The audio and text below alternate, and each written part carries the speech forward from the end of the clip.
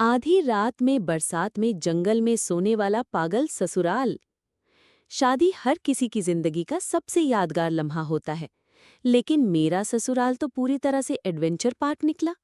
हाँ, मैं वही नई नवेली बहू हूँ जो आज तक ये सोच रही है कि आखिर मुझे शादी करके किस जू में भेज दिया गया है।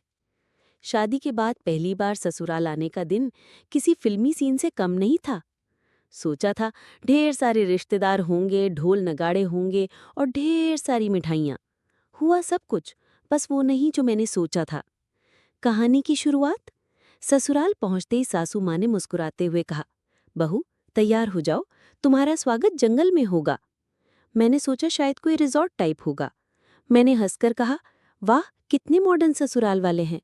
पर सच्चाई तब सामने आई जब हम गाड़ी में बैठे और शहर से निकलकर सीधे घने जंगल की तरफ जाने लगे।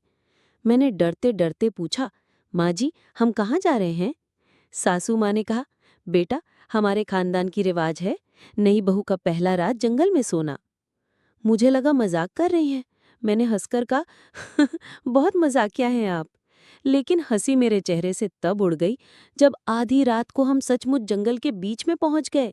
चारों तरफ अंधेरा, बारिश की बूंदें टप टप गिर रही थी और पेड़ों के बीच से अजीब अजीब आवाजें आ रही थीं। भौं भौं। अचानक पीछे से कुत्ते की आवाज आई। मैंने दुपट्टा कसकर पकड़ा और धीरे से पूछा, ये कुत्ता है ना? सासू माँ ने कहा, कुत्ता नहीं बेटा, ये तो हमारा जमाई बाबा है। मैंने सोचा कानवा पानी गया है। फिर दोबारा पूछा, क्या? सासू माँ ने हंसते हुए कहा, अरे बेटा हमारे यहाँ जमाई को जंगल में सोने का चैलेंज मिलता है। तू बहू है तो तेरे साथ तेरे पति भी रहेंगे। अब मेरी हालत देखने लायक थी। मैं सोचा थी ससुराल में गुलाब जल की खुशबू आएगी, यहाँ तो मिट्टी, मच्छर और मेंढकों की गंध थी। बरसात का मजा या सजा? बारिश इतनी तेज हो गई कि हमारा टेंट भी उड़ने लगा। ससुर जी दूर से आवाज दे रहे थे, बहू डरना मत, ये जंगल के शेर सिर्फ दिन में आते हैं। मैंने कांपते हुए कहा, तो फिर ये आवाजें किसकी हैं? अचानक पीछे से आवाज आई, हु हु हु। मैंने मुड़कर देखा तो मेरा देवर पत्तों से बना मास्क पहनकर खड़ा था। मैंने इतनी जोर से चीख मारी कि जंगल के सारे उल्लू भी उड़ गए।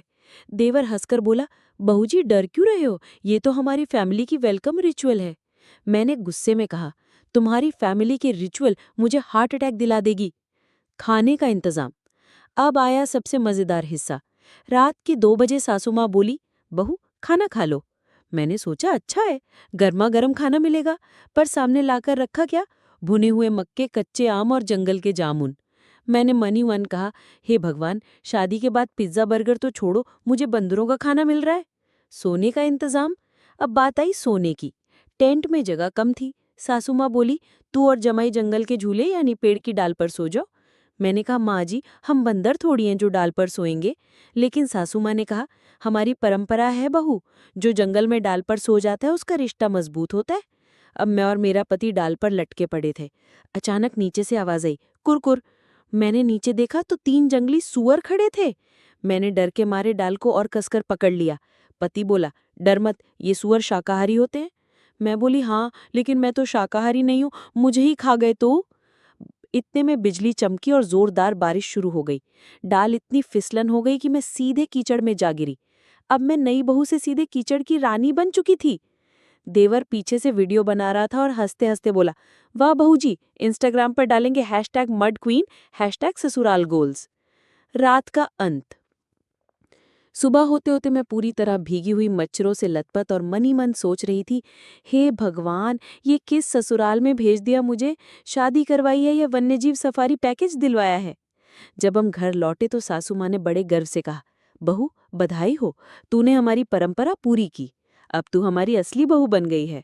मैंने मन में सोचा, अगर ये फिर से जंगल की बात करेंगे तो मैं इन्हें ही शेर के आगे फेंक दूंगी। सीख क्या मिली? अगर आपकी शादी होने वाली है और ससुराल वाले कहते हैं हम थोड़े अलग हैं, तो एक बार कंफर्म कर लो कि अलग का मतलब एडवेंचरस है या पागलपन वाला।